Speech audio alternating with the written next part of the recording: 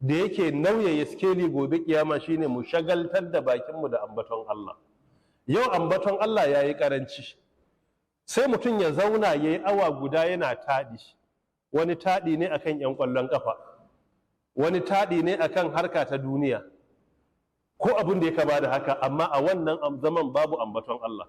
Ibn Umar radiyallahu an da sahabbai da dama suka ce ko zama majalisi aka yi da fiyayyen halitta ana ganawa bai rabuwa da ambaton Allah subhanahu wa ta'ala. Za ka yi je na cewa rabbi gifirli wa tub alayya innaka anta tawwabur rahim. Yace mun zauna wuri ɗaya gabanin ya miƙe ina jin sa kasa yana faɗa, na irga sama da kafa 100 yana faɗa.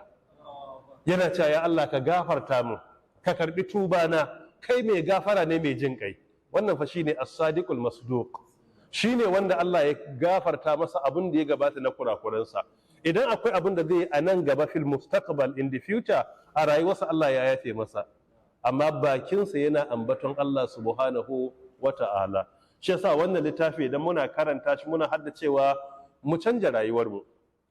Dukkan wani abin da bakinka yake faɗa na surutu, na musu, na gulma ana rubutawa, in ma a rubuta in kai magana alkhairi ko sharri, ko a rubuta maka mai kyau ko mai muni, kuma ka je ka tsaya gobe ga Allah kai ta bayani. Da mu rika shagaltuwa da taɗi da bai da amfani, da musun da ba zai amfanar da mu da komai ba a duniya balle a lahira. Wallahi gara mu rika ambaton Allah, mu zama mun shagaltu da karanta Qur'ani duk inda muke. In ma taɗi ake kana wurin, ka fahimci wannan taɗin ba ta inda zai amfanar da kai a lahirarka, kuma ba lada za a baka a ciki ba, gara ka bar masu yi suna yi kana subhanallah wa bihamdihi subhanallahi alazim, rabbi ghfirli wa tub alayya innaka antat tawwabur rahim, walhamdulillah wala ilaha illallah wallahu akbar. Mu yi ta ambaton Allah, mu saba da wannan, kar ya zama mun sabar da kanmu da surutu da gulma. Allah ta'ala ya kare mu, ya gyara ayyukanmu. Bismillahir rahmanir rahim.